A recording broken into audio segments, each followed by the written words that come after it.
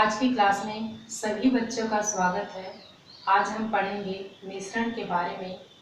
इससे पूर्व पदार्थ की अवस्था की ओर चलते हैं। पदार्थ प्रकृति में दो अवस्थाओं में पाए जाते हैं, एक भौतिक अवस्था में जिसमें ठोस, द्रव और गैस तीनों अवस्था में पाए जाते हैं, और दूसरी अवस्था होती है रासायनिक अवस्था जिसमें तत्व, यौगिक और मिश्रण आते हैं। रासायनिक संगठन के आधार पर ये दो प्रकार के होते हैं, एक शुद्ध पदार्थ और दूसरा मिश्रण।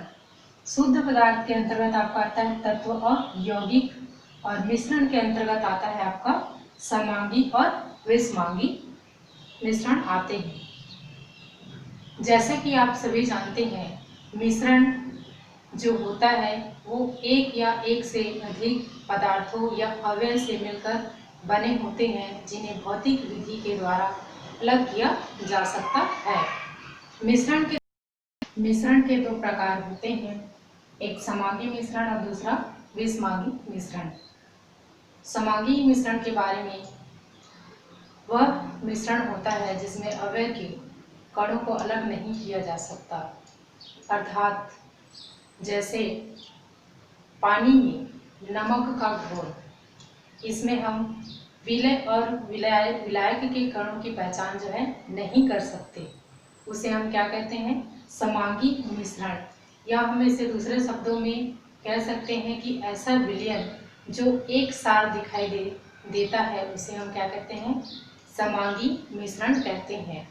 दूसरा जो होता है आपका विषमांगी मिश्रण होता है, ऐसा मिश्रण जिसमें जो अवयव होते हैं उसको अलग किया जा सकता है, अर्थात इन्हें आंखों से देखा जा सकता है। ऐसे मिश्रण को क्या कहते हैं, विषमांगी मिश्रण कहते हैं। जैसे कि एक अच्छा सा उदाहरण है, अपने घरों में पानी के ऊपर में यदि उसमें तेल डाल दिया जाए थोड़ा सा, तो तेल जो है पानी की ऊपरी सतह पर तैरने लगता है और पानी नीचे की ओर रहता है। इस प्रकार से हम विषमांगी मिश्रण को पहचान सकते हैं, या उनके जो कण होते हैं हम उसकी पहचान। इसके पश्चात पदार्थ का रासायनिक संगठन के आधार पर दो प्रकार के होते हैं, एक शुद्ध पदार्थ होता है और दूसरा मिश्रण होता है।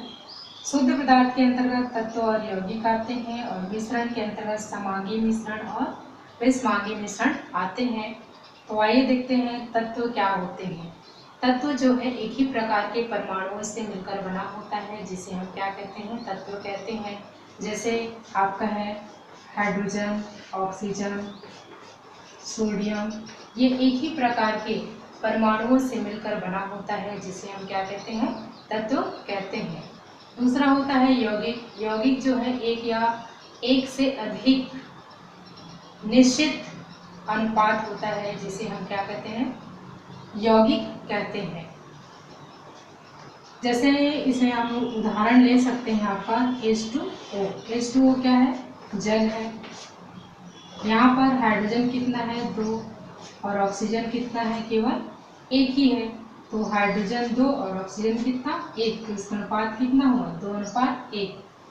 अर्थात कहने का मतलब ये है कि यौगिकों का जो अनुपात जो होता है, अवयव जो होते हैं, वो कैसा होता है, निश्चित होता है, जिसे हम क्या कहते हैं, यौगिक कहते हैं।